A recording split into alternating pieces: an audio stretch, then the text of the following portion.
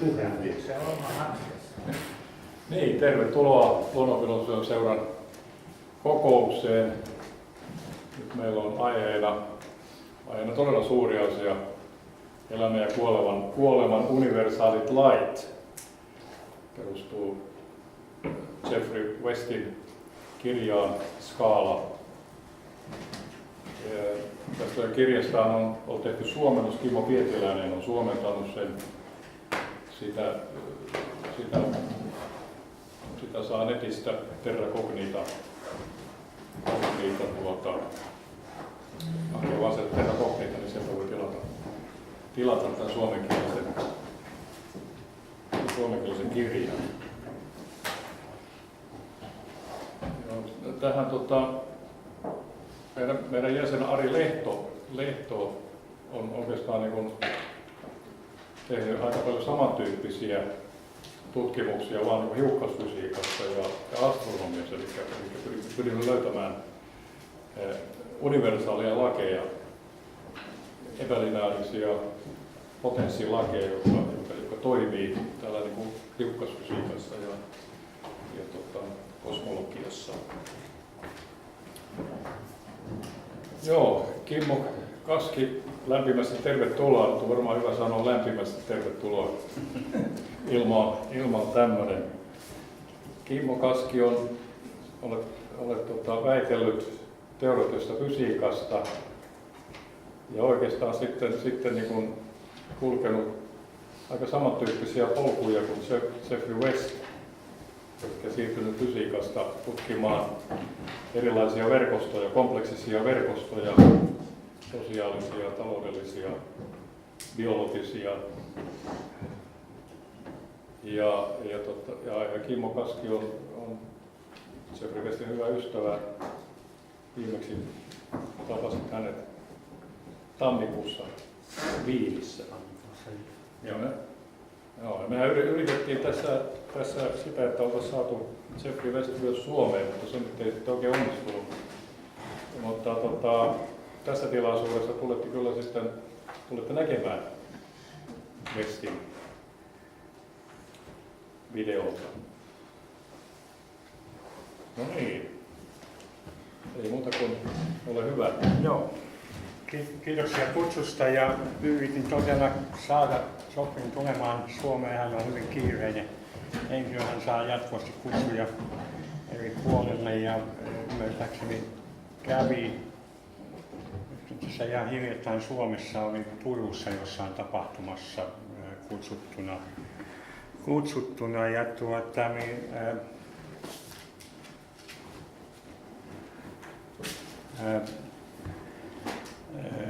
siellä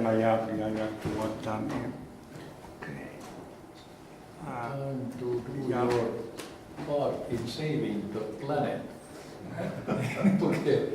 Save 70% of your land power. Se on tästä projektorista kiinni. Tää niin uudestaan. Aha. No, tämä Geoffreyn aihe on myöskin Saving the Planet. Niin. Onko tämä sattuma? Ehkä, en tiedä. No niin. Joo, Geoffrey piti esityksen tuolla Viinissä. Mä olin kutsunut, Viinissä on tämmöinen Complexity Science Hub, jossa mä olen tämmöisenä external faculty memberina jäsenenä. Siellä sitten aina joskus pyydetään järjestämään jotain tapahtumia. Mä järjestin siellä tapahtuman, jonka aihe oli tämmöinen hyvinkin raflaava aihe, joka oli otettu tietenkin tuosta Douglas Adamsin kirjasta Hitchhiker's Guide to the Galaxy. Life, universe and everything, 42 is the answer to the ultimate question. Mikä on sitten se kysymys? Se vastaus on 42, mikä on kysymys. No joo, tämä oli sen otsake ja siinä oli kolmokbio, jossa Geoffrey oli niin kuin pääpuhujana ja sitten ja siellä oli kaksi muutakin ihan huippuesitystä, mä en niihin mene, mutta tosiaan jos vähän esittelee Geoffreya, niin hänen tämän YouTube-videon aihe, joka mä oon toimittanut Karinassa varmaan, jos te haluatte vähän kertausta, niin sieltä voi sitten katsoa sitä makunsa mukaan. Geoffrey Westin on teoreettinen fyysikko. Hän on aikaisemmin tuon Santa Fe-instituutin johtaja ja sitten myöskin edelleenkin sen professori. Hän on valmistunut valmistunut fysiikan BA:n, eli sen ensimmäisen tutkinnon suorittanut Cambridgein yliopistossa ja sitten meni tekemään väitöskirjan tuolla Stanfordissa, jossa hän oli myöskin sitten kuulu fakulteettiin. Ja myöskin sitten siirtyi sieltä Los Angelesin kansallisen laboratorion fakulteettiin. Jos häntä luonnehdittaisiin, niin vuonna 2006 Time Magazine, aikauslehti nimesi hänet 100 merkittävämmän ihmisen joukkoon maailmassa. Ja sitten tuo Geoffrey on myöskin tuon Complicity Science Hubin Wienissä external fakulteetin jäsen. Ja tosiaan tämä päivän aihe liittyy nimenomaan tähän Geoffreyn kirjaan Scale, the Universal Laws of Growth, Innovation, Sustainability and the Base of Life in Organisms, Cities, Economies and Companies. Mulla ei ole sitä suomenkielistä versiota mukana. Geoffrey vain kertoi silloin, kun mä tammikuussa hänet tapasin, niin tammikuussa ja helmikuussa tapasin, niin tämä suomenkielinen käännös oli oikeastaan ensimmäinen kiinan kielen käännöksen ohjelma. Ja sillä tavalla voidaan pitää tätä suomenkielen käännöstä merkittävänä saavutuksena, että Kimmo on ollut hyvin aktiivinen näissä asioissa. Nyt sitten mä ajattelin käynnistää sen videon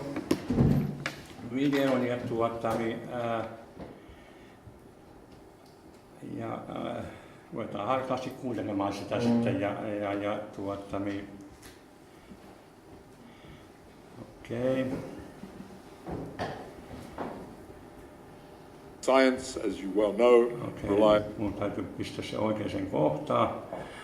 Muistaakseni se on tuossa.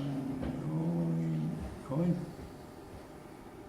Ja sitten tuossa. Physicist, former president and distinguished professor of the Santa Fe Institute. I have something I have to say at the beginning. Slightly embarrassed that I didn't quite appreciate what the time limitations were for the talk. So my talk is too long for the allotted time. So what I'm going to do is I'll try to flip through some slides, and you'll just have to bear with me as I try to fit it in. And you'll be the commander-in-chief, and we'll, please. So I got this somewhat pretentious title, but it was in response a little bit to Kimmo's bizarre title for the whole thing. And you'll see that I do have a question at the end. It is implied already in this. It's the future of the planet, of course, is the ultimate question. But the future of the planet in terms of socioeconomic activity, of course, us. And I also have, as you will see, some suggestions for not 42, but for other numbers that play the role, maybe play the role of 42. So I'm a physicist by training. I spent most of my career doing high-energy physics, quarks and gluons and string theory and dark matter and so on. And I started working on some similar questions, analogous questions in biology. So this talk is very much taken from a physicist viewpoint, but someone that has spent quite a lot of time thinking about biology and more recently about social systems, as was intimated in the title, such as cities, urbanization, the question of companies, and just the whole question of long-term global sustainability. And I think the starting point for me is the recognition that everybody is very familiar with the idea that we live in an exponentially expanding universe, Hubble constant and all the other stuff. But very few people recognize explicitly, even though they sort of know it implicitly, that actually we live in an exponentially expanding socioeconomic universe, actually faster than exponential. So here's numbers. This is the United States, because that's what I know best, is that the US population 200 years ago, at the beginning of the Industrial Revolution, was just 4% urban. It's now well over 80% urban.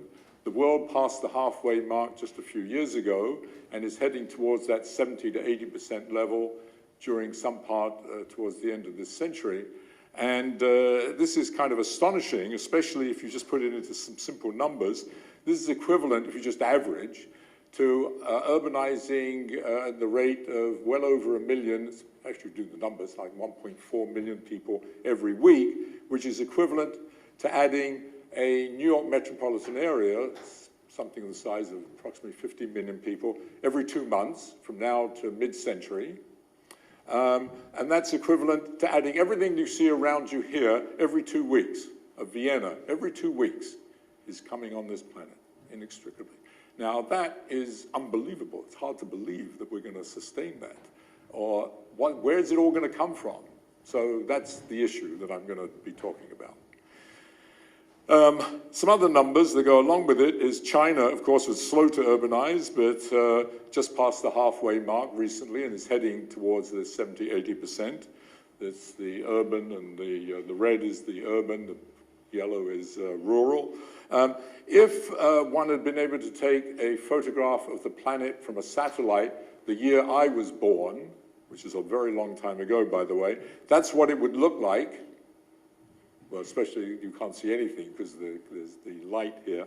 But if you look at it, there's actually something on here. That's what it looks like now. So in that my short little life, the planet is just not only lit up, it's burnt up. And, this is just some obvious example that's clear that there must be something like global warming. And of course, that's reflected in this. This is the population growth. I was born here when it was just over 2 billion people. They're now 7.5 billion, and that's just unbelievable. It's just been straight up. This is the real issue we should all be dealing with, as far as I'm concerned, and it's been driven by urbanization, and we have to ask where that came from. So that is, of course, again reflected in the paradigm that we have adopted, the extraordinary discovery that we made a couple of hundred years ago of fossil fuels and the development of entrepreneurship and of capitalism. This has been an amazing discovery that has led to all the marvelous things that are around us. We wouldn't have any of it without any of that, and that's fantastic. But it is that, of course, this has led to the growth of cities. But the point that I'm going to emphasize is the whole future of the planet is actually a reflection of what happens in our cities. And so understanding cities is crucial. So here's what we mean by cities. Everybody recognizes a city. It comes in different shapes and forms. And we also sort of qualitatively understand why people are drawn to cities. There's material well-being, greater opportunity, more cultural life, a sexier, buzzier life kind of thing, more fancy restaurants, good education, blah, blah, blah, et cetera, et cetera. And I will elaborate on this shortly. But of course, from a physicist's viewpoint, as distinct, by the way, from an economist's viewpoint, none of this can exist without this, energy. Everything ultimately has to be driven by energy. And you don't have to be a physicist to know that if you transform energy, because the most fundamental law of the universe is the second law of thermodynamics, if you transform energy, then you produce entropy, you produce random pollution, if you like. And so this necessarily, in producing our socioeconomic system, we produce socioeconomic entropy, which means phenomena like this, and this, and this, and this, all of which you recognize, and this, and of course this. And no doubt, much of the social unrest around the globe is caused by this pressure and this exponential expansion, faster than exponential expansion we've been undergoing. And we're going to see, I would speculate, much, much more of this as the system continues to accelerate. And the question is, and this is the question, is that what Vienna will look like in 20, 50, or 100 years? Or those nice pictures we saw? Or in particular, is that what London is going to look like soon, or not? Just to make it provocative. So we need to understand cities, I believe, and the phenomenon of urbanization. And one of the problems is that when you think of cities, you just look out here, you immediately think, oh, Vienna, all those marvelous Baroque buildings and palaces and all that, you know, marvelous, those boulevards. You think of Paris and its boulevards, or New York and the skyscrapers. And of course, that is a city, but that's the uninteresting part of the city. The interesting part of the city are everybody in this room, are people. That's what's interesting about a city, is that it is the people that are the city, and it is the dynamic among those people that leads to all of this. So that's going to be fundamental. So this is what a city is, of course, is the interaction between the infrastructure and the dynamic of the people interacting among themselves and with the infrastructure. Or this is a nice picture, because there in the background is the infrastructure that's been there for 2,000 years. And here's the people, and the people have been doing this effectively for 2,000 years, sitting around bullshitting, all kinds of, and this, of course, is what creates ideas, innovation, and wealth. Doing this in some form or another, and the whole point of a city is it's a machine for facilitating that interaction, okay? It's the greatest, maybe it's the greatest invention we've had since we've stopped being hunter-gatherers. So there it is, or this, here's New York City, 120 years ago, and you can viscerally feel the primitive forms of idea creation and entrepreneurship and trying to get on in the world and so on. Those buildings, again, are still there, different people, but they're doing the same thing. Doesn't look like this anymore. But inside those buildings, all those people are doing effectively what's going on here, okay, in business and so forth. So the other thing that you get from this, if you want to try to understand it as a science or as a physicist, is that you have to integrate the infrastructure, energy, resources, so to speak, metabolism of the city, the physicality of the city, with the information content that's being exchanged between human beings, creating all of this. In biology, it might be the genomics, but that's where innovation and wealth is created.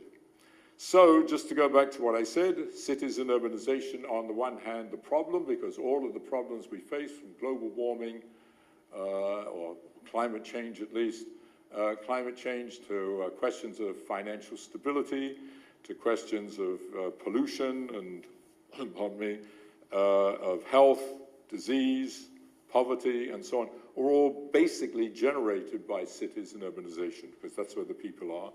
But they're also the solution, because cities have this extraordinary magnetic effect of sucking people in. All the smart people end up in cities. All the ideas and wealth basically have been and will continue to be made in cities. So it's both sides of the coin. And so this, again, to emphasize that we need to have ask the question, is it conceivable to develop a quantitative predictive science of cities in the sense that a physicist thinks of. That's, of course, a daunting problem and probably impossible, but let's see what progress we can make. First thing to recognize is that the way we generally deal with them, and this goes to something about the idea of having a complexity hub, is that, first of all, we make boxes of everything. This is the way we deal with things, typically. We put all these in boxes, and in fact, within those boxes, there are more boxes. So we don't sort of have people dealing very much with health issues or the AIDS problem or whatever, Zika viruses, interacting with financiers, thinking about the future of the stock market or and so on, or the questions of pollution. These are all dealt with, you know, the whole emphasis on the question of global warming. Marvelous. But if you only think of global warming, not realizing that all of these things are each one itself a complex, adaptive, evolving system, but the whole thing together is integrated into a complex, adaptive system, I think is crucial. So, that's my little introduction, and now I'm going to take a tangent and talk a little bit about biology, and then I'm going to come back to this question. The first thing is that if there is to be any science underlying this, in the sense that I'm thinking of anyway, quantitative, predictive, analytic, mathematizable, computational, it's not going to be Newton's laws kind of science. It's going to be much more coarse-grained, very low resolution. You can't, you're not going to be able to predict things in great detail. You can't predict.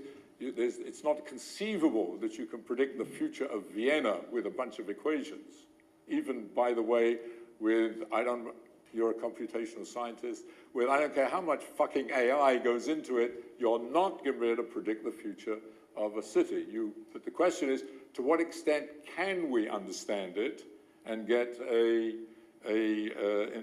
understand the underlying dynamics and principles? So I'm going to switch gears to biology and ask a bunch of coarse-grained questions about life.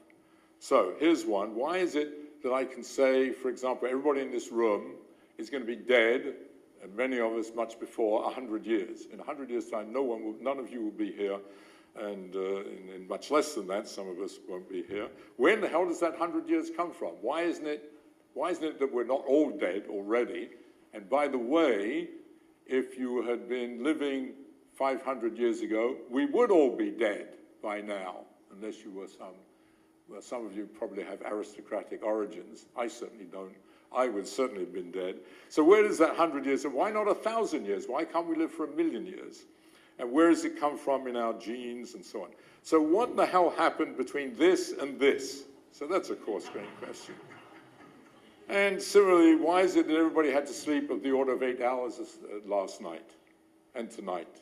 And not 15 hours like a mouse, or 3 hours like an elephant, or 2 hours like a whale. Why? Where in the hell does 8 hours? Why 8 hours? Why, in fact, do we have to sleep at all? Okay, that's it.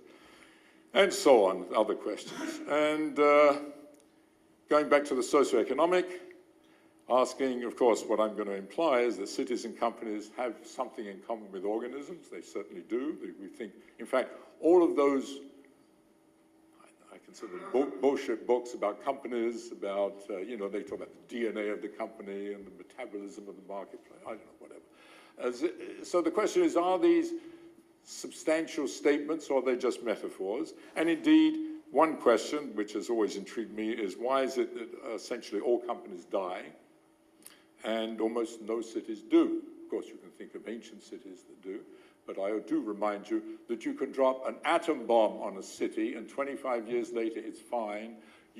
All you have to do is twiddle the stock market by a little bit and you lose a TWA or a General Motors, etc. So cities are unbelievably resilient and companies are extraordinarily fragile. Okay, so let's talk about us. This is mammals. We range from, this is the smallest, 2 grams, to something very large you're familiar with. That little thing there is the size of a shrew on the scale of an elephant, and that there's the elephant on the size of a blue whale. This is us as a mammal, and we're one of these. And of course, we believe that each one of these organisms, not just mammals, but everything around us is evolved by natural selection, process of evolution, and that each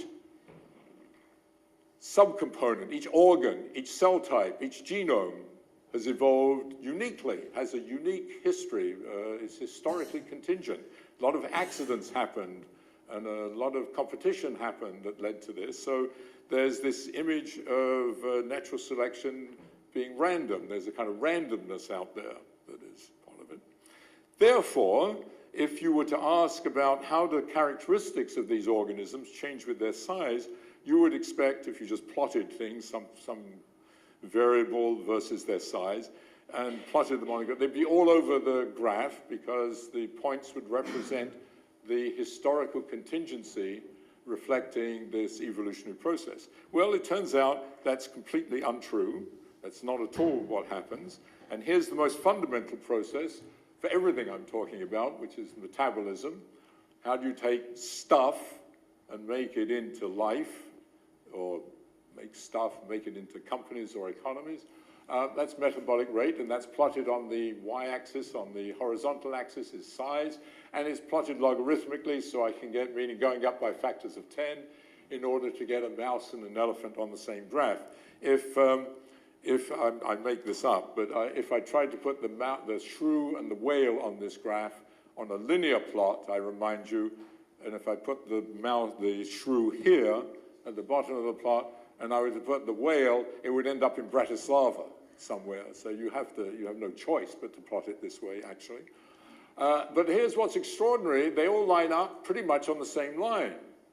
That's already amazing, that there's a tremendous regularity in what we perceive of as a highly complex, evolving process with randomness associated with it. Furthermore, the slope of this line has this curious number very close to 3/4. Namely that, so it's not, I mean, what you might, at the most naive level, if you didn't know about evolution or anything, you would say, well, you double the size, you double the number of cells, you therefore double the metabolic rate. You need twice as much energy to support twice as many cells. Should be linear. That's the sort of simplistic answer. It's not. It's 3/4, which means there's an extraordinary economy of scale the bigger you get. The bigger you get, every time you double the size, very approximately, you get 25% savings. We are much more efficient than your dog, but much less efficient than your horse, roughly, by a predictable amount. So there's this extraordinary economy of scale, but it turns out anything that you can measure about organisms across any kind of taxonomic group has the same behavior, same kind of behavior. And here's a mundane one. This is heart rate, and there's, again, you see a very systematic behavior. The slope of that is -1/4, minus because it's decreasing. Here's what you think of as yourself, your white to gray matter in your brain, and it's very close to 5/4. And here's something with much more variance in it, but the statistical fit also gives rise to a slope of very close to 1/4. And this is the genome length versus size for a bunch of unicells.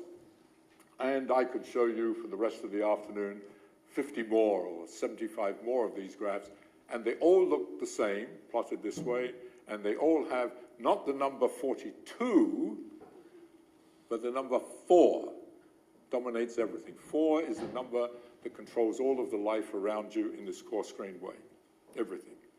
So there it is, that's what it says there, that's called quarter-power scaling. Just to give you an example, there's a lot of variance in this, but I just want to do, I don't know what the tech, anyway, it doesn't this is lifespan, how long you live versus size, and that symbolically means if you plotted it in the way I did it, it would have a slope of +1/4. That's the data.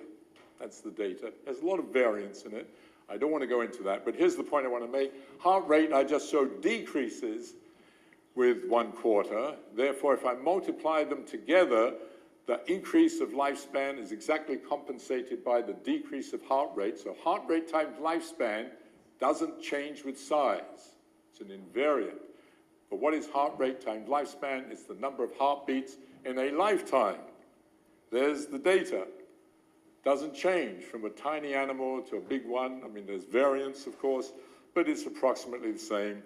We all have about 1.5 billion heartbeats in our life, all meaning all mammals that have ever existed, including essentially all, on the average, including all human beings until about 1850.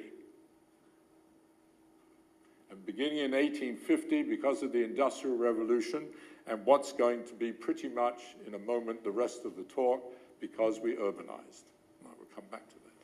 So what is the reason for this? So there's a whole theory underlying this, which I have no time to talk about, but it is that the origin of all these scaling laws is the physics and mathematics of the networks that distribute energy in particular, but also information.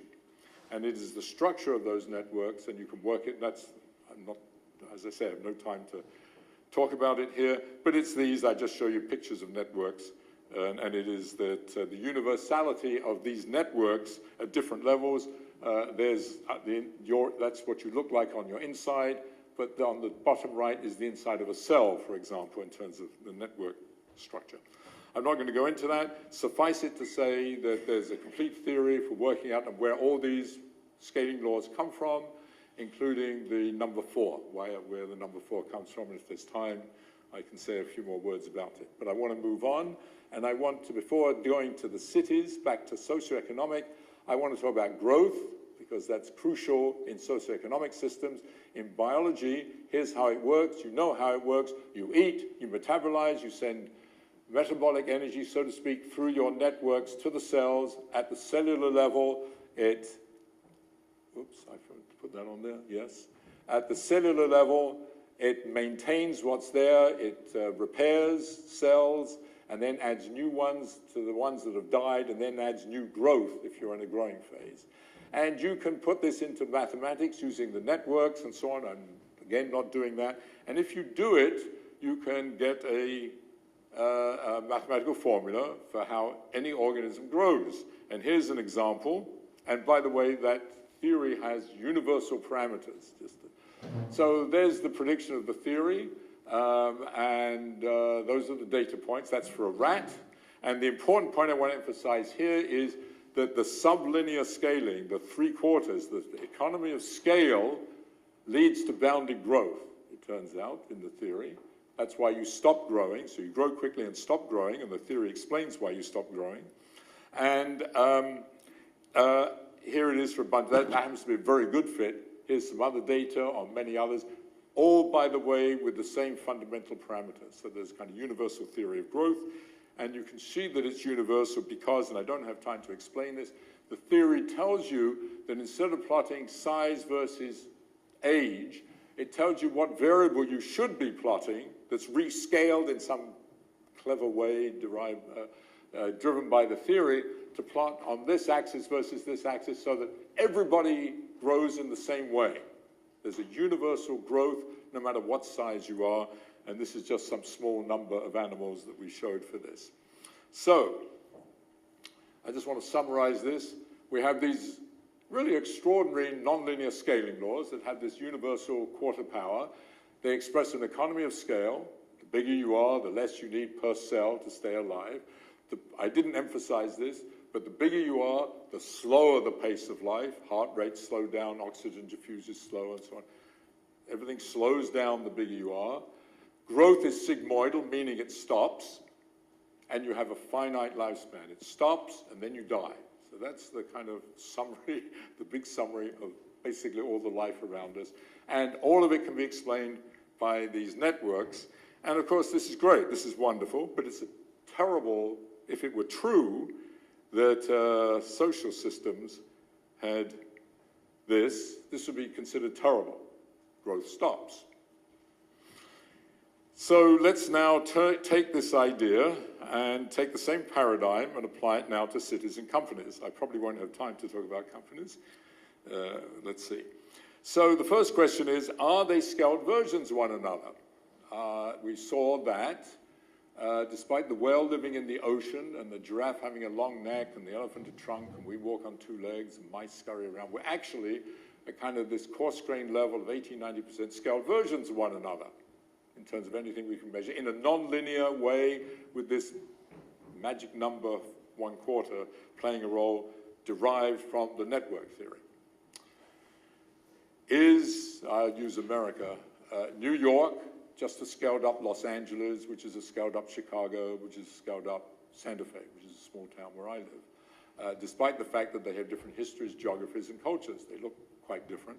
On the other hand, of course, we recognize them all as cities, and we also recognize that cities, like biological systems, are networked. They have physical networks, they have roads and transport systems, of course, they have electrical lines, some cities have subway systems, but all of them are supplied by energies and by energy, which is itself a network. So that's great. That's the physicality of a city. But now we come to what I said earlier in the introduction. There's a much deeper part of a city, and that's us. And that is the social networks of a city, the social network. So many of you recognize this kind of thing. Each node is a person, and those lines, the links are with their friends and so on. So this is a social network, and that's great. And you'll hear probably some talks about this here. But, and there's a great deal of work on the topology of this and understanding these networks and the structure of them and so on. The thing I want to emphasize are two things, which are not normally emphasized so much. The important thing for understanding how cities and social organizations work is what's flowing between people, not just the people, but what's actually being exchanged between them. That's one, and there's work on that. What there isn't work on is the following. We tend to think of this as some, especially now, it's sort of up there in the cloud. We have this sort of network that's somewhere in cyberspace, and we interact in this magic way. But of course, we have to remember that every interaction requires a person to be on a two-dimensional surface, sitting somewhere. You can't send a Twitter message or Facebook or check your email unless you're someplace. Could be on the toilet, could be in the kitchen, could be on the bus, could be walking up the street. You have to be someplace, which means that you are constrained by the network, the infrastructural network that is the city. So, therefore, in terms of the complete dynamic, what the city is the integration between this kind of network and that network which is the city in terms of its infrastructure. Because not only are you in some place, it is also necessary that you move, that you be transported. So that's that transport network, and you need to be supplied by energy, which comes through the infrastructural networks. The other aspect of these networks is that they are modular. We have modular structures in terms of our family, our businesses, our departments, whatever. But we have a regular modular structure, and Kimmo brought up Robin Dunbar earlier and quoted him. And indeed, this also, if you believe Dunbar's work, also has a kind of hierarchical regular structure in terms of its network, in terms of its modularity. And that plays very importantly in the theory, again, about which I won't be able to say very much. I just want to give you this big picture, impressionistic view. So the question is, do cities scale? Well, here's the mundane part of the city. It's the infrastructure, and here's a mundane thing, number of petrol stations versus size, and it's plotted in the same logarithmic way. And what you see is, yes, it's pretty good. This is 4 European countries, and it's pretty good. It looks like biology. The dotted line is linear, double the size of the city, twice as many petrol stations. No, not twice as many, obviously not, in fact. You need less than twice as many. You get an economy of scale, and that's what that slope being less than 1 is. The slope is not 3/4 like biology. It's closer to 0.85. So instead of 25% savings, every time you double the city, you only need 15% less than double number of petrol stations. But here's what's amazing. Turns out, as you can see by sight, it's not so different in different European countries. So we've looked at countries all across the globe, from China, Japan, to Chile and Portugal, I don't know, wherever we can get data. And it always looks like that, always about 15% savings every time you double on gas stations. So that's interesting. What is even more amazing is that you look at any infrastructure that you can measure, whether it's the length of all the roads, the length of the electrical lines, the water lines, whatever. It's exactly the same 15% savings. So there's kind of this universality of the scaling of all infrastructure within urban systems differing across the globe. So that's very interesting. That's very much like biology, except there's a 0.85 instead of 0.75.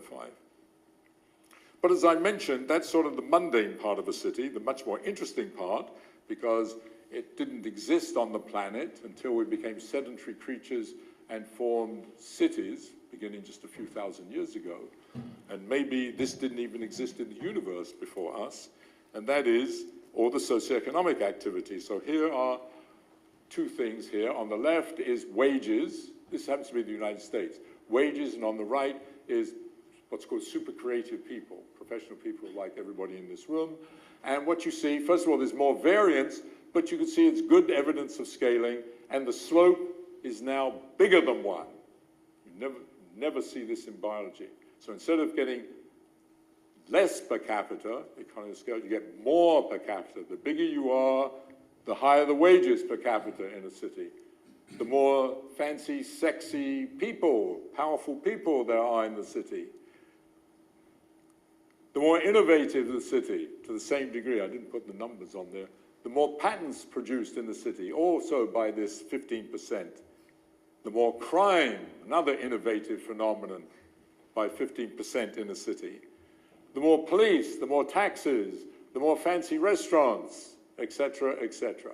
And I'll just summarize it here. Here's a panel of just 6 different metrics in different parts of the world, showing, you can look by eye, different things, and they all have the same slope of about 1.15. There's this extraordinary universality, no matter what it is, that is socioeconomic across the globe of socioeconomic activity. The good, the bad, and the ugly all come together, so that in English, so mathematics, on average, if you double the size of a city, you systematically increase on average income, wealth, patents, colleges, creative people, police, AIDS, flu, crime, all of these things, all of them, good, bad, and ugly, all by about 15%, regardless of the size of the city. And you save 15% on all infrastructure. What an invention. You save on the infrastructure and you gain all these things, all this wealth and innovation and ideas, but also part of innovation is crime and disease. So that's the price, part of the price we pay. So the question then is, where in the hell does all this come from? Why is there this constraint? What is it that's universal about cities? And the universality, I've already basically told you, and it's obvious, is the universality is that cities are not there for their buildings and roads and the rest. They're there for things like this to happen. That's the fundamental reason for a city, is to have people sitting around, either, as you saw, in cafes, bullshitting and creating ideas, and most of which, you know, almost all of which are useless and pointless. But every once in a while, one of those interactions produces quantum mechanics. Or Google. That's what happened. It's amazing, actually. So that's what cities are for. And it is the universality of social networks, the fact that this stuff is pretty much the same everywhere, because we are all the same. You know, if you go to China, you can not only recognize Beijing or Shanghai as a city, but you can recognize the people in the streets as human beings, just like you. And if you were to emigrate to China, at a coarse-grained level, you would smoothly fit in. I mean, I was an immigrant to the United States from the United Kingdom. And, you know, I have rough spots, but basically it's a smooth, on the coarse-grained level we're talking, we all interact, we're all the same, basically, at this level. So it's beautiful in a way. It's a representation of the unity and similarity of human beings and their dynamics. So, here's that universality, just as an example. This is income, GDP, crime, and patents, all put on the same graph, renormalized. And you can see there's quite a bit of variance, because cities haven't been around very long, unlike elephants and whales and microbes. So but there you can see it's pretty damn good. And the question is how, this is science, there's a theory, which I again don't have time to tell you about, based on the network theory, but you don't have to know much of the theory to make a prediction. And science, as you well know, relies a great deal on being able to predict things and verify them or show that they're wrong. So there's a prediction you can make. If it's true that this all came from social networks, it would suggest that if I could measure how the number of interactions between people changes with city size, it should track this line, okay? So we got to measure that. So in the old days, of course, we would go around and with a pad and ask people questions. Who did you talk to, and so on. And that's what social scientists did. Now, of course, we're very fortunate. Everybody carries around a cell phone, often a smartphone, and we're also fortunate that the telephone companies, probably for nefarious reasons, keep records of every single phone call you've ever made, and they know where you were and whom you called and how long you talked. Well, it turned out, fortunately, that we had a collaboration with our MIT colleagues, and one of whom I only discovered less than an hour ago is this young lady's, she's going to talk soon-to-be husband. I had no idea that Michael was this marvelous, wonderful. Anyway, he was part of this collaboration when he was at MIT. He's now in Budapest. We have these. So we were able to get MIT had billions and billions. They were in cahoots with the telephone companies, and they had these billions and billions of phone calls recorded. So these were analyzed, and you did exactly what I said. You counted the number of interactions. That was quite an analysis. And by the way, an interaction was, I call Kimmo, and within 6 months you call me back. That defines the relationship that we have. So this is a proxy for social interactions, and you plot that versus city size. And, oh, I'm sorry, that was not, oh, what's happened? Oh, there it is, yes, there it is. So here it is. This is the number of those calls between people versus city size plotted in the same way, and there's two colors on here. One is Portugal, and one's United Kingdom. And you can see not only do they fall on top of one another, but they're parallel with this. They are just what was predicted. And because I'm running late, I'm not going to tell you some other very interesting things about this that you can discover about social interaction and the network. I'm going to miss this out. And I think I'm going to miss this out too, because I'm just going to say it, that you can also determine what the movement is. I'll just say it here very quickly. What the movement is of people in cities. And one of the things one can prove with this network, and a beautiful little theorem one can derive, based on some, obviously on some various assumptions about traveling, like people try to minimize travel time by going the quickest route on average.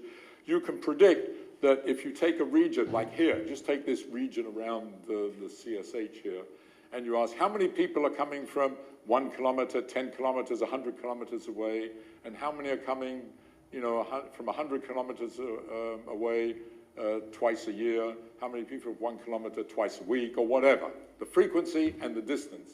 You can prove they should go as an inverse of ridiculously simple law. And amazingly, this is just the data. This is, for example, this is data from, again, billions. This is big data. This is actually really big data.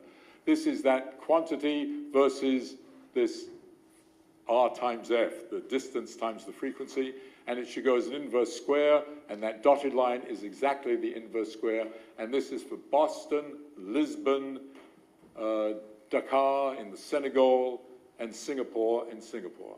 And they all, you can see, it's just amazing that it's in fact, I'm not going to go into this any more detail. There's lots more of this. But, I'll try to finish up as quick as I can here. I mentioned earlier the sublinear economy of scale nature of biological networks slows the pace of life down. Elephants move ponderously, mice scurry around. It turns out the superlinear behavior coming from social networks, which you can easily understand in words, because what is the nature of our social network? I talk to Kimmo, talks to Filippo, talk to her, Roberta talks to me, I talk to him, and we go around. And that's what was going on in that cafe. And we talk and we have this positive feedback mechanism, and that's how knowledge and science and general bullshit just builds up, you know. So it just builds up more and more. It's positive feedback. So that's the superlinear. That's why it's bigger than one, more per capita. And that leads to the increasing pace of life. The bigger you are, the faster everything goes. And so it's quite opposite to biology. I showed you this is the heart rate decreasing. This is hokey data taken 30 years ago on the speed of walking in cities. And we plotted it this way, and it's a lot of variance in it, but you can see it agrees pretty well with the prediction. And here's something whimsical. I saw this in a British newspaper about a year ago. What is here is the following. This is a picture from a street in Liverpool, England, and here's what the caption says. Research revealed almost half the nation, the United Kingdom, found the slow pace of high streets to be the biggest shopping bugbear. Bugbear means, you know, the problem with them shopping. They were upset people walking too slow. So what did the city of Liverpool put in? A fast lane for walking. And this was the first day of the fast lane for walking because of this phenomenon. Okay, finally, I want to finish up with the growth equation. It's exactly the same conceptually as biology. The metabolic rate comes in. That's what comes in.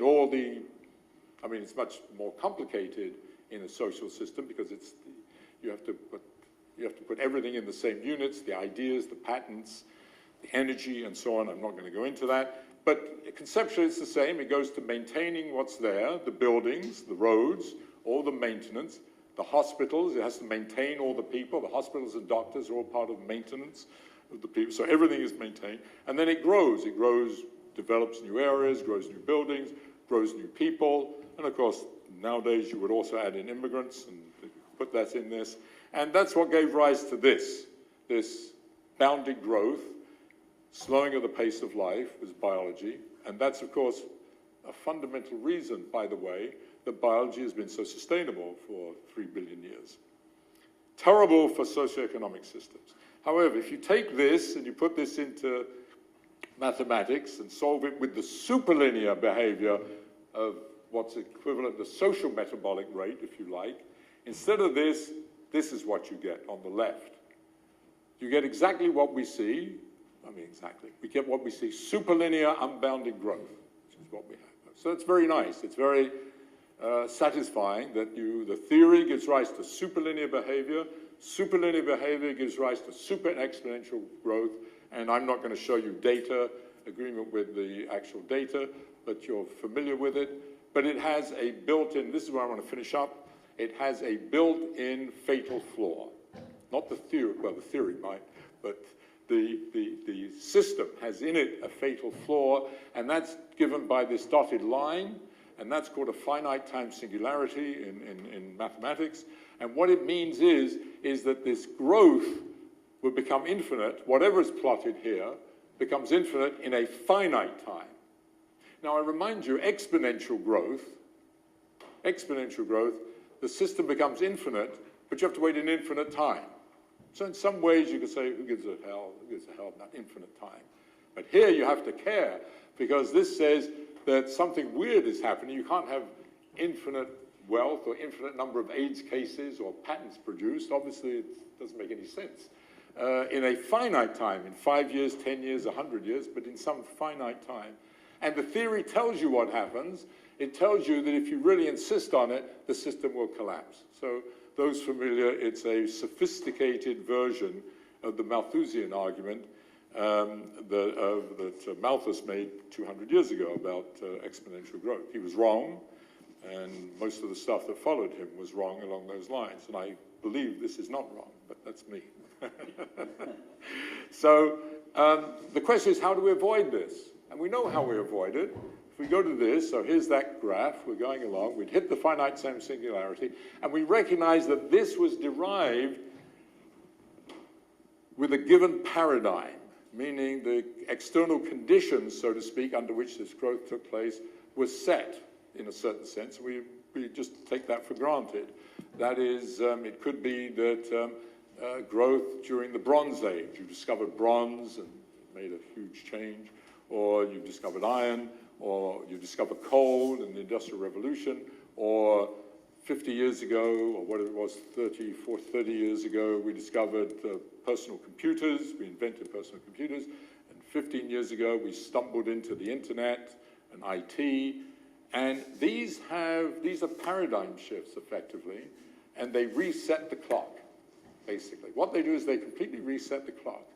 And so the idea is you come along here, if you continue towards this singularity, you would collapse. So you better make a major paradigm shift or innovation and start over again. You discover coal, and off you go, blah, blah, blah, and so on. So you can just extrapolate this, and you have to just keep doing this, which is great. That's what we've done. Marvelous. We found our way out, and so on. But there's a problem. So that's good. But there's another fatal flaw in this system, and that is to remember that going along each one of these curves, going here, life is getting faster. So life is speeding up. That's already an issue. But worse than that, it turns out when you do the calculations, the time between these events has to get systematically and predictably shorter and shorter. So just to give an arbitrary made-up example, it might have taken 100 years to develop something 1,000 years ago. Now it takes 15 years. It would take, some analogous thing, and I will show you that in a moment. So this is a bit scary, and the question is this at all sustainable? That is, what it says is, yes, it's great, we've discovered IT and all this marvelous stuff is happening, but very soon we're going to have to make another paradigm shift. You can't predict from this what it is. It may be it's driverless cars, it may be AI, might be something that no one has yet conceived of, quite obviously. And that will start another one of these, but then in a time shorter than that, you've got to do another one, and you can make this reductio ad absurdum, so that every 6 months you're going to have to make some major, which is obviously nuts. So this is not sustainable, ultimately. I want to show you some data, and I will finish up. This is not mine. I have no idea who this is. I just found this graph on the web, and it's no relation to mine as far as I know, but he's done it that way. And what this is showing this, and it turns out these numbers, what this is, he's taken each one of these modern inventions and asked how long did each one take to get 10 million customers. Sort of an interesting way of parameterizing. I don't know how seriously you should take it, but actually if you take these numbers, it fits exactly the prediction of what I did, but more significantly, maybe, this is also not mine, although I've redrawn it, is this is this person many of you I'm sure have heard about, Kurzweil, Ray Kurzweil, who has built the whole thing on singularities and the idea that the next singularity is going to be, we become gods, or then machines take over, whatever, I don't know. To me, luckily I'll be dead. So, but here's the graph he had. Here's the graph he has, and let me just take 1 minute to explain. This is how long it took to develop whatever it is. So primitive cells took almost 10 to the 9th years to develop, and it happened over 1 billion, 10 to the 9th years ago, okay, and so on.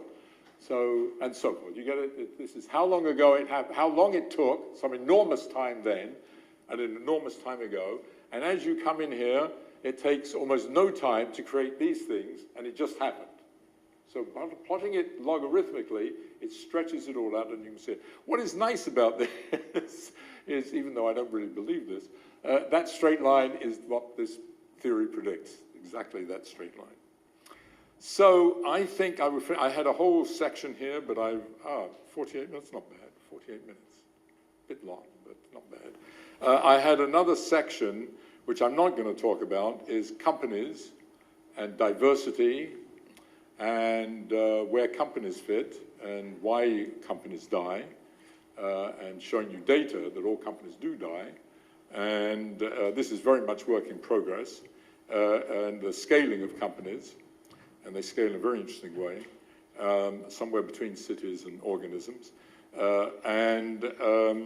You know, the idea there is, can you in fact get a kind of a similar kind of, so let me just back off a second. The stuff on biology is very well developed. There's now, you know, there's a whole body of work, many issues have been addressed. Once you have a theory, we can understand questions of sleep that I mentioned earlier, and aging, and so on. The stuff on cities is reasonably well developed, but it's still very much a work in progress. It's not, the theory is not on the same basis, quite, I would say, but it's very similar.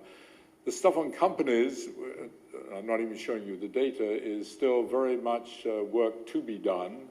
We have good phenomenology and so forth, and it's based on examining the records of all 30,000 US publicly traded companies from 1950 until actually 2014.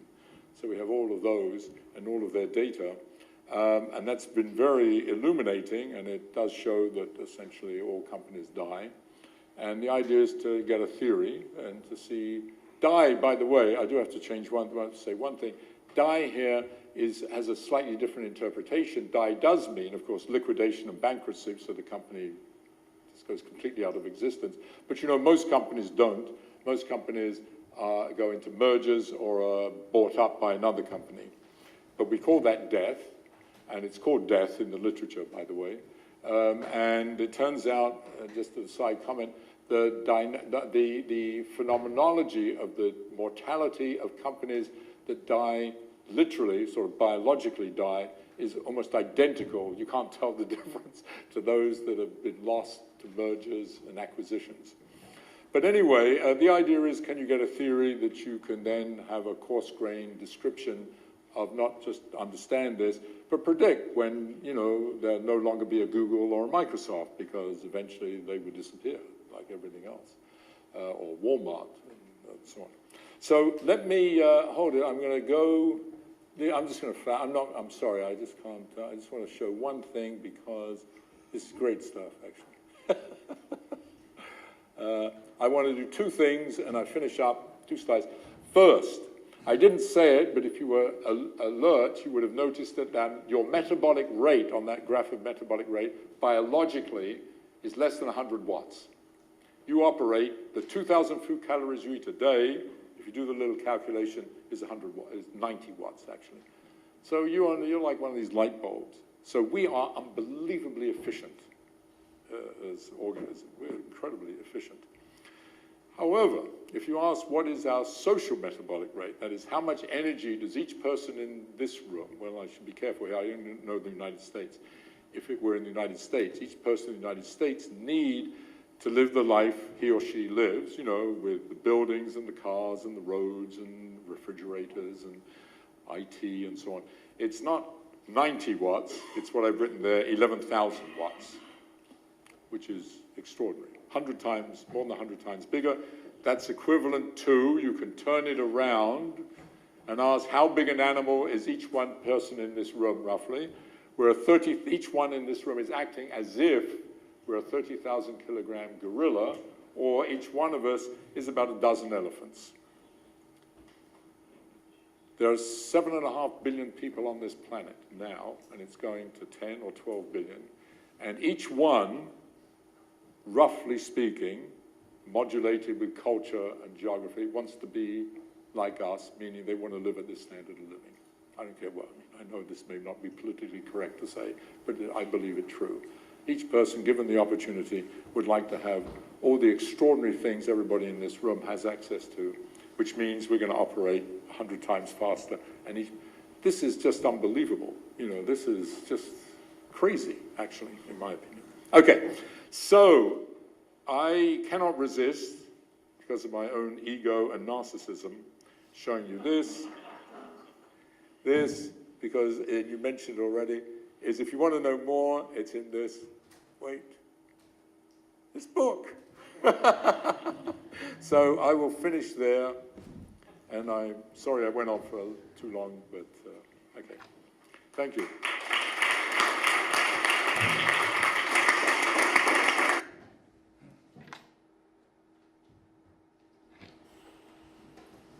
Okei, tämä oli se esitys.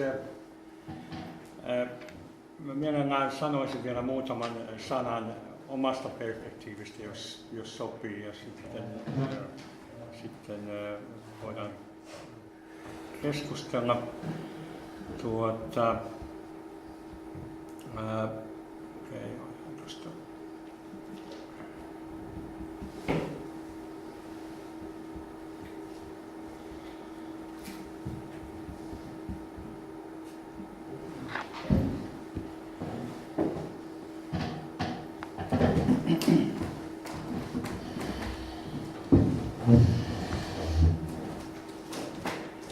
Mikä on mahdollistanut kaiken tämän tutkimuksen, on itse asiassa data. Sitä dataa syntyy digitalisaation kautta ja ICT tai IT-teknologian kautta, joka generoi jatkuvasti big dataa.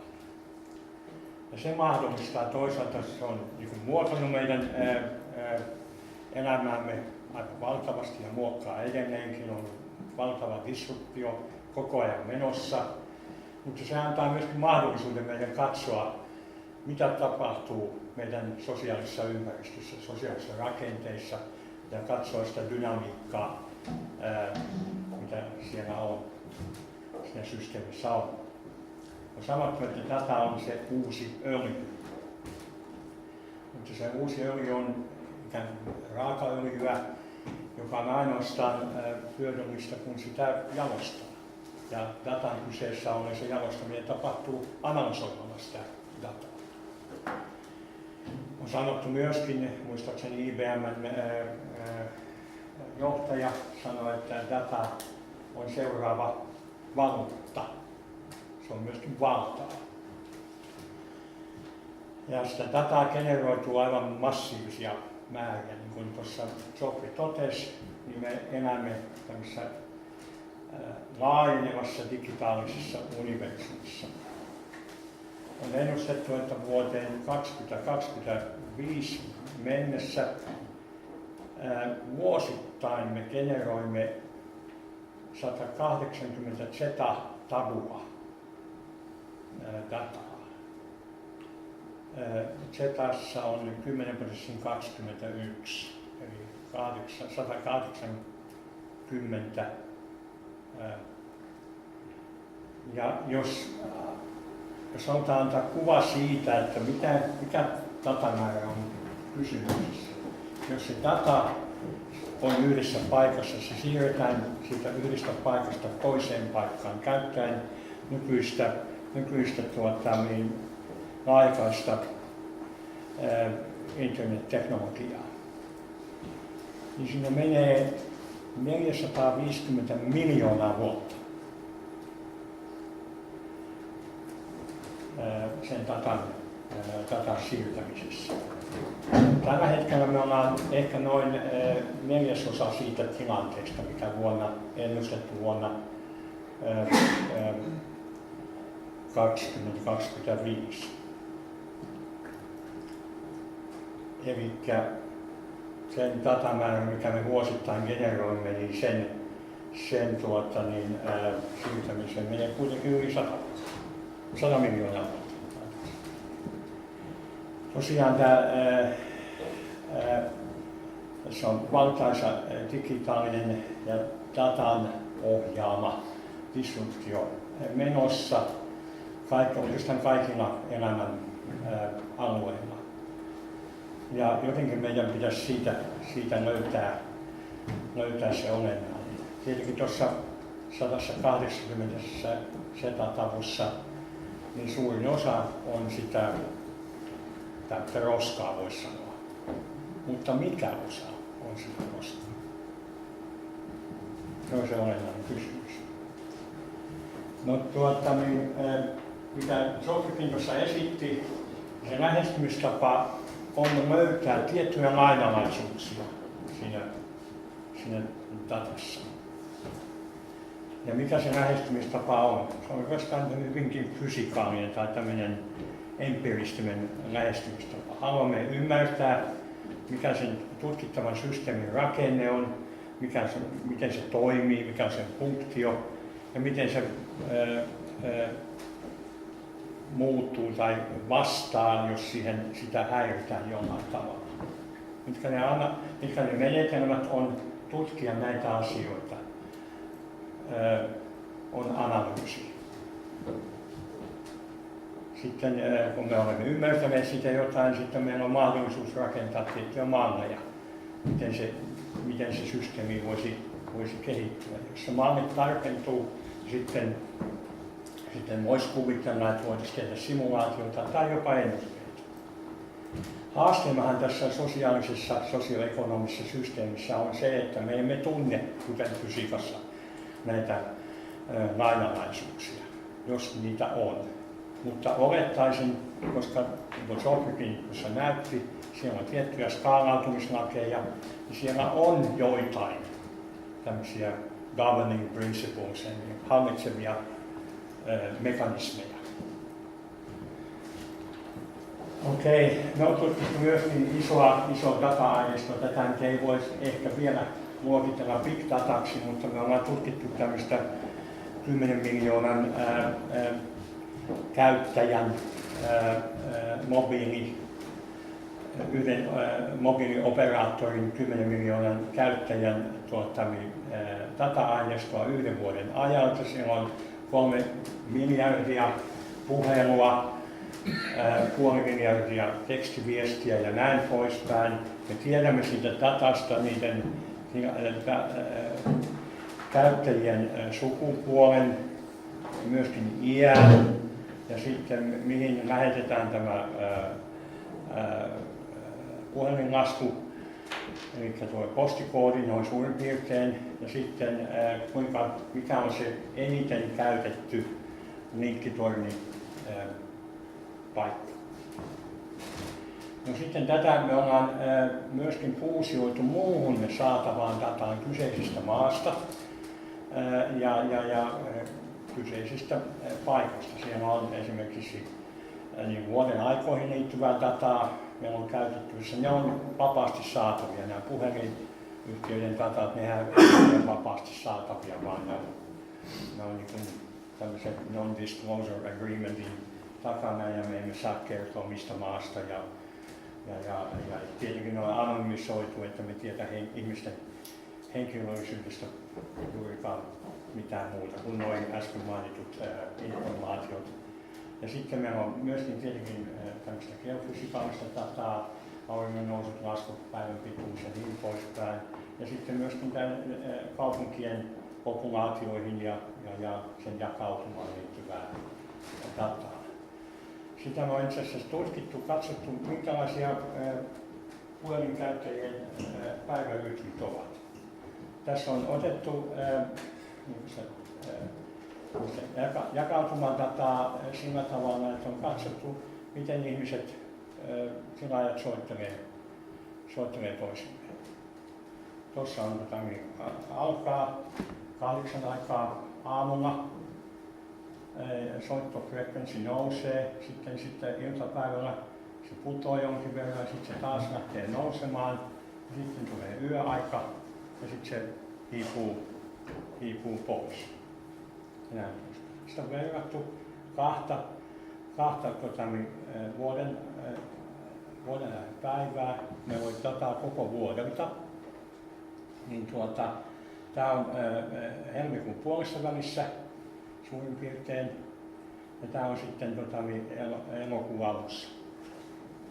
Ja tästä voidaan päätellä ihan vaan melkeinpä ihan hyvin simppelillä analyysillä, että keskimäärin ihmiset talvella nukkuvat tunnin pidempään tässä kyseisessä maassa. Sitten tämä on, voisin sen verran sanoa, että tämä maa on Etelä-Euroopasta, niin siellä on tämmöinen iltapäivällä tämmöinen breikki, joka kutsutaan myöskin siestaksi. Okei. Sitten me on katsottu siitä maasta, käyttäen tätä geofysikaalista dataa, niin katsottu, että miten ihmiset aloittaa päivänsä. Ja katsottu eri kaupungeista eri pituuspiirejä. Tämän koko maan leveys pituuspiireissä laskettuna on 10,7 pituuspiiriastetta. Ja 15 pituuspiiriastetta vastaa yhtä tuntia. Tämä kyseinen maa on kuitenkin yhdessä aikavyöhykkeessä. Nyt me on verrattu, mitä tapahtuu, miten ihmiset aloittaa päivänsä kuinka aikaisin. Niin kuin päättelemään siitä, milloin ne rupeaa soittelemaan toiselle. Havaittiin, että tämä 10,7 astetta vastaisi, niin kuin aurinkokellon mukaan, vastaisi 43 minuuttia. Sitten havaittiin, että itse asiassa käy niin, että vaikka ihmiset ovat isoissa kaupungeissa, joissa on niin kuin, keinovaloa ja näin poispäin, niin läntisemmässä kaupungissa ihmiset aloittaa suurin piirtein sen 43 minuuttia myöhemmin sen päivän aktiviteetit. Eli tarkoittaa sitä, että vaikka asutaan isoissa kaupungeissa, ne oli isoja kaupungeja, vähintään 100 000 asukkaan kaupunkeja, niin me seuraamme kuitenkin, miten tätä auringon liikettä pitää. Eli silloin kun aurinko nousee, me aloitamme aktiviteetin. Me ollaan kuitenkin niin lukkiutuneena siihen todelliseen niin celestiaaliseen aikaan. Näin sitten, että itse asiassa on sama tekevää tämä kesäaika, talviaika. Mitä? Kesäaika, talviaika niin kuin siirtyvää. Kyllä me näemme senkin, mutta ihmisillä menee keskimäärin sanoisin vähintään 2 viikkoa, että me pystyy niin kuin omaksumaan tämän aikasiirroksen. Mä väitän, että mulla menee varmaan pidempään. No niin, mä haluaisin lopettaa tähän, että tämä informaatio-kommunikaatioteknologia antaa meille aivan uuden perspektiivin, ihan sen datan kautta tutkia sosiaalista vuorovaikutusta ja sosiaalisia yhteisöjä kaiken kaikkiaan. Tätä nimetään nykypäivänä joko data-driven social science tai computational data-driven social science tai computational social science. Käytetään tämmöisiä nimityksiä. Mä olen melko vakuuttunut, että tämä tulee ihan normaalin sosiaalitieteiden työkalusetteihin tutkia näitä datoja. Koska se on oikeastaan ainoa, mitä meillä on. Tietenkin sen lisäksi, että me voimme tehdä näitä tämmöisiä haastatteluita ja kerätä erilaisia surveyita ja niin poispäin. Ja että se tutkimus menee yhä empiristisemmään suuntaan. Haluamme tutkia, mikä on rakenne, mikä on funktio, miten se systeemi vastaa. Ja menetelmät on hyvinkin empiristisiä, fysikaalisia, jos niin halutaan sanoa. Analysoidaan dataa, rakennetaan ymmärryksen pohjalta, sen analyysi-ymmärryksen pohjalta malleja ja sitten tehdään simulaatioita ja mahdollisesti riippuen sitten siitä että kuinka hyviä mallit ovat, niin jopa ehkä ennustetaan, miten systeemi käyttäytyy. Tässä mä olen ottanut provokatiivisesti tähän näin, koska Asimovin säätiösarjassahan siinä puhutaan tämmöistä psykohistoriasta. Siellä on tämmöinen Kari Kosonen, joka on matemaatikko ja psykologi, joka kehitti tämmöisen uuden tieteen alan psykohistorian, jossa niin kuvasi sitä matemaattisin menetelmin ja pyrki sitten ennustamaan ja väitettiin, että sillä pystyttiin ennustamaan. Totta kai niin kuin Geoffrey tuossa äsken totesi, että me ollaan vielä hyvin kaukana tästä, mutta siihen suuntaan ollaan menossa. Elikkä nythän me on nähty, että tämä data on todellakin siellä nämä isot titaanit, tässä on Googlea ja Facebookia ja näin poispäin. Tietenkin jotkut Facebook on vaikeuksissa ja sen datansa kanssa, miten sitä käyttää ja miten sitä jakelee ja näin poispäin. Sitten isot maat, kuten Kiina ja Yhdysvallat, taistelee jopa dataherruudesta ja näin poispäin. Ja sitten on näitä, joilla on vaikutettu sitten näin esimerkiksi Yhdysvaltain presidentin vaaleihin tai Brexit-äänestyksiin ja näin poispäin. On näitä trolleja tai puhutaan myöskin sosiaalista boteista, jotka Twitterissä ja Facebookissa ja kaiken kaikkiaan elää. Ja kaiken tämän niin kun, lisäksi sitten keinoäly tai avustettu äly tai näin poispäin on enemmän ja vähemmän tulossa.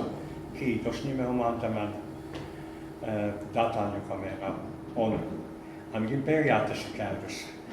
Tosin täytyy sanoa, minä näytin sitä niin sitä datasta, sitä massiivisesta 180 zetatalusta vuodessa, yli 80% on yrityksien käsissä.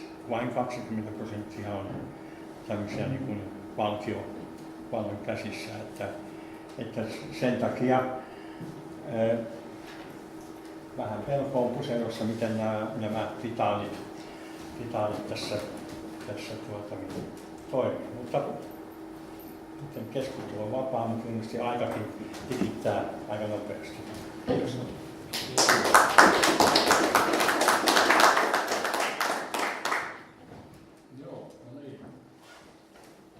Tuossa tuli esiin, että aina jopa nyt saa kysyä. Joo, että matematiikka etenee tällä työmaalla sitten ennusteiden rakentamisen suuntaan. Voiko se edetä kaikkiin muihinkin matematiikan suuntiin? Että mä voin sen ennusteisiin menemisen vähän niin kuin ex-viseksi suorastansa siinä hommassa. Niin mä olen saanut fyysikon koulutuksen. Ensimmäinen koulutus oli sähkömiehen koulutus tuolla TKK:lla, mutta sitten fyysikon koulutus, niin matematiikka on mulle ihan samalla tavalla kuin Isaac Newtonille, joka kehitti matematiikkaa. Se oli väline hahmottaa sitä, mitä tapahtuu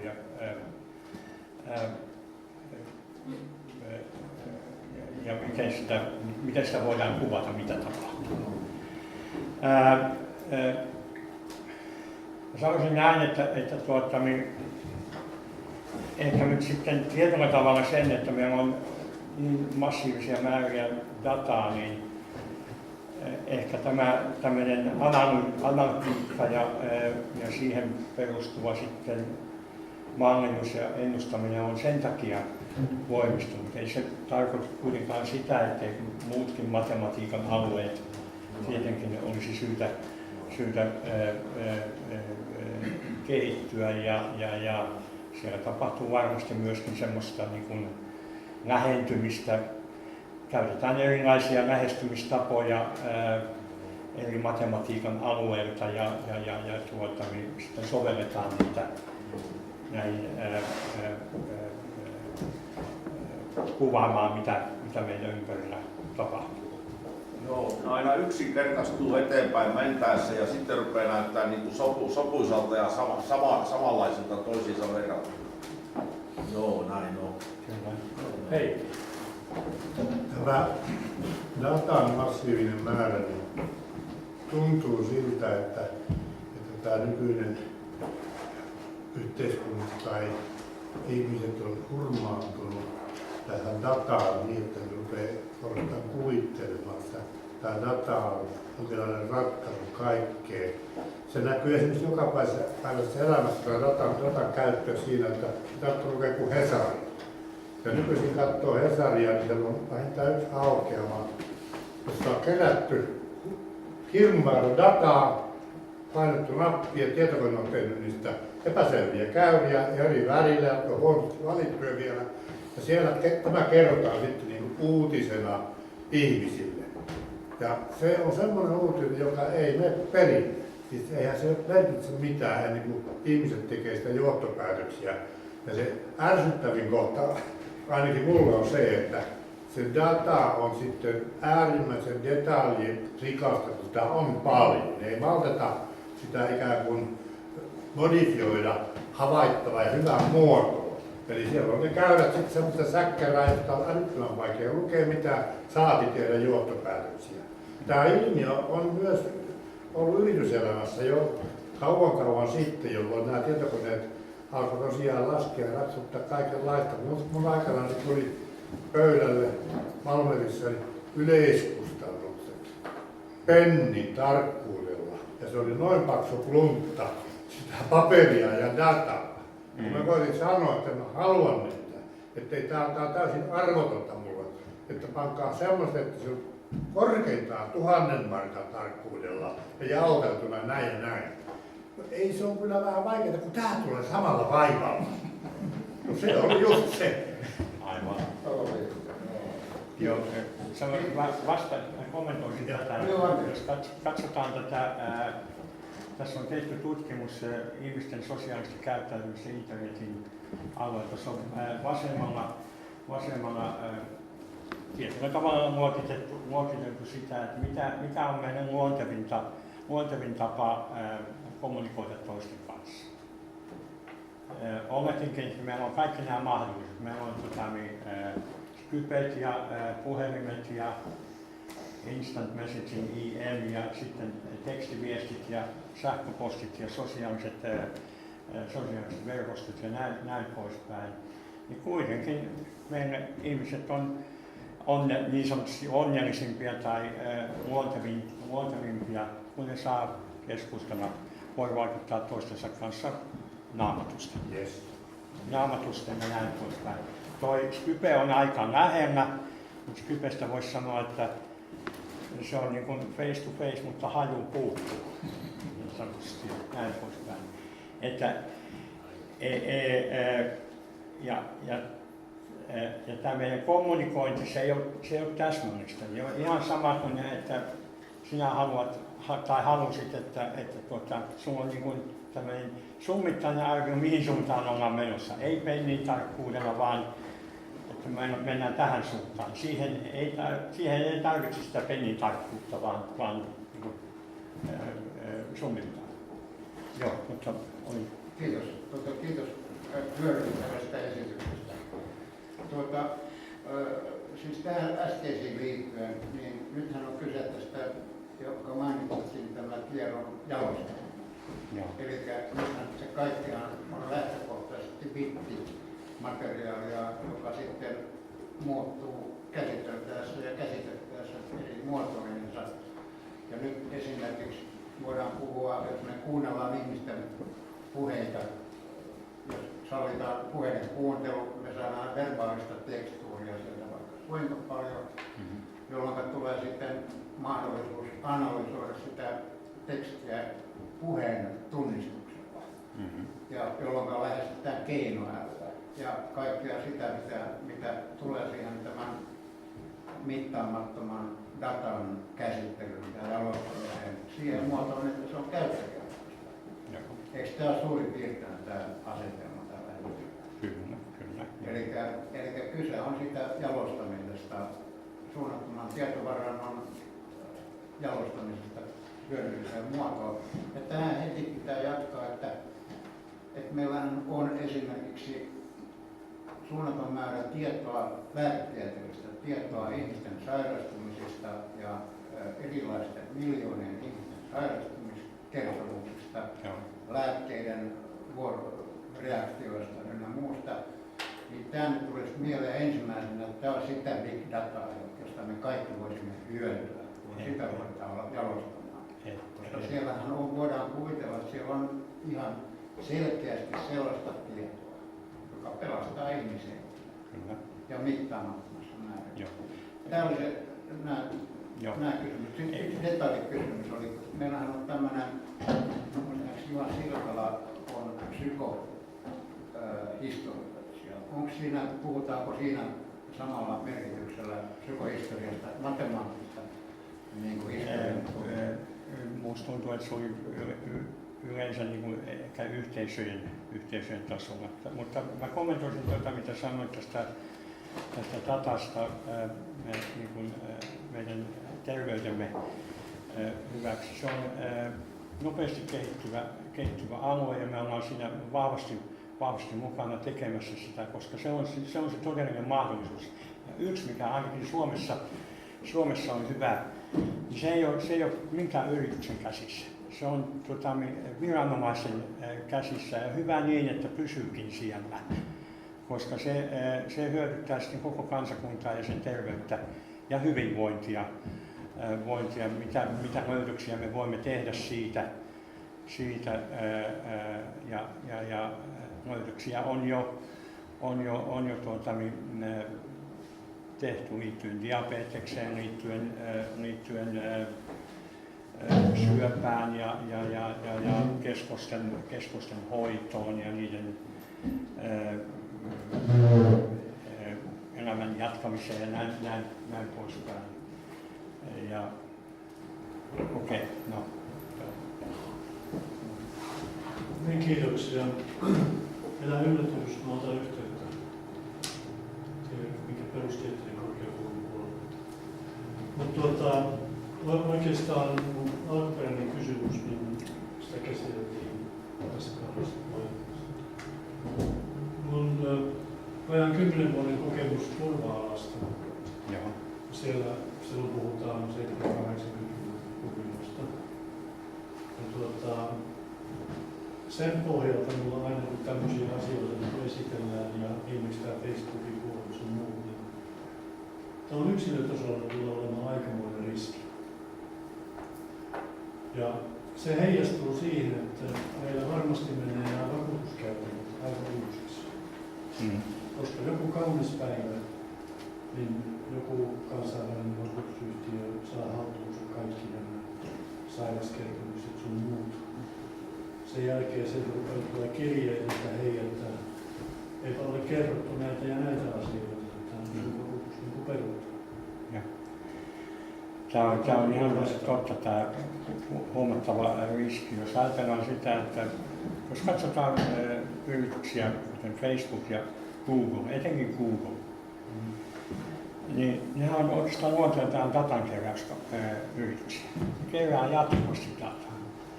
Ja se yksi huoli tietenkin siitä on, että yhdysvaltalaisilla firmoilla pitää olla Yhdysvaltain lainsäädännön mukaan takaportti auki NSA, National Security Agency.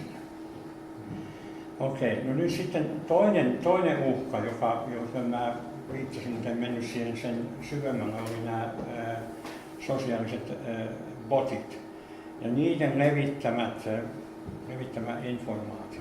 Niissä on aika paljon todettiin, se oli muistaakseni Yhdysvaltain presidentinvaalien aikana, siellä oli generoituna 500 000 bottia tai trollia tai miten sanon. Suuri osa niistä oli tietenkin sitten tämmöisiä niin sanottuja kaikukammioita, jotka oli jostain yhdestä paikasta tai muutamasta paikasta orkestroituja. Kaikukammio tarkoittaa sitä, että jos haluttiin sanoa, että äänestä Trumpia, niin sitten se kaikukammio toistaa sitä ja levittää laajemmalle alueelle. Nyt sitten toinen asia, nyt on ruvettu tutkimaan just näiden sosiaalisten bottien ja yleensä näiden kanavien, Twitterin ja niin poispäin,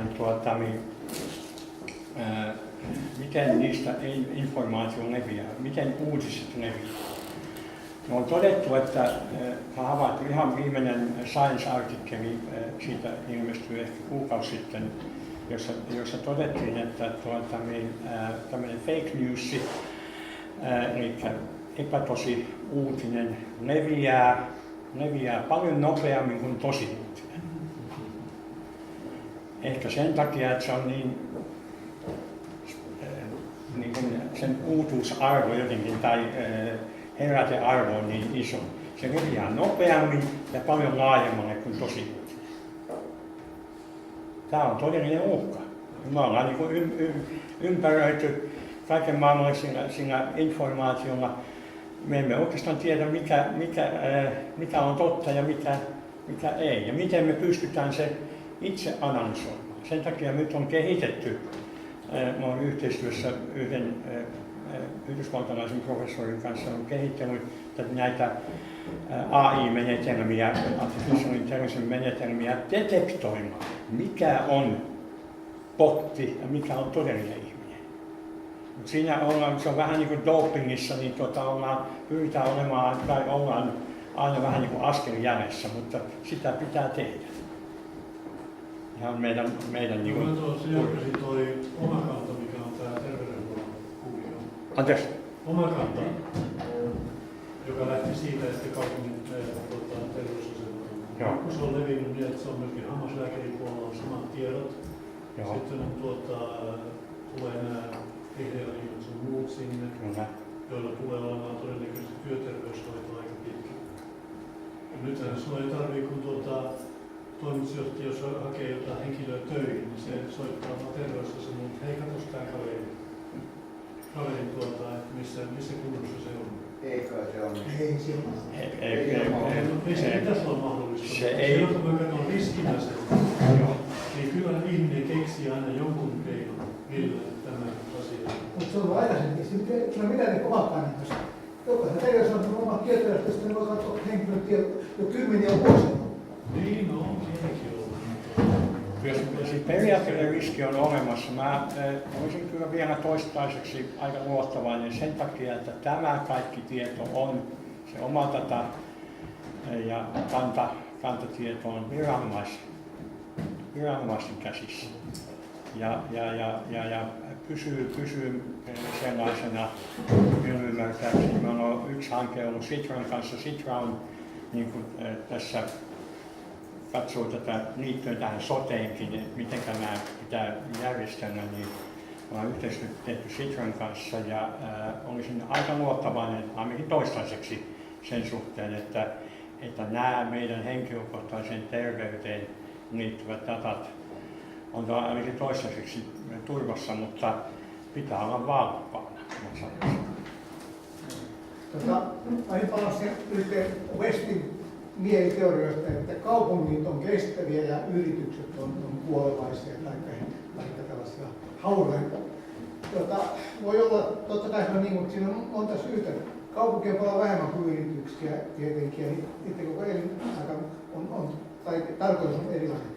Mutta on myöskin niin, että ei se ole ihan itseään koska kyllä kaupunkikin kuolee. Hiekosta arkeologit kaivaa kuolleita kaupunkeja esimerkiksi harvoisen päivä tai harvoisen vuosi. Toisaalta varmat liikeyritykset on aika vanhoja. Maailman vanhin liikeyritys tai maailman vanhin yritys on melkein noin 800 vuotta nuorempi kuin ikuinen kaupunki Rooma. Ja silloin on 273 toimitusjohtajaa, on 1,1 miljardia kanta-asiakasta, kuin katoliset kirkosta. Mutta vanhimmat kaupalliset liikeyritykset, niin nekin on perustettu 500 tai 700 vuotta. Japanilaiset hotelliyritykset on niin kuin 1300 vuotta, 1400 vuotta vanhoja hyvinkin. Et ei kaikki yritykset ole ihan niin herkästi kuolevaisia kuin mitä West antaa juttu. Vaikka se on näin jo. Joo, minulla on yksi eli tämä Geoffrey, niin tämä singulariteetti, siis että me pystytään niin nämä sosiaaliekonomistiset niin ne kasvaa niin superlineaarisesti, eli erittäin voimakkaasti ja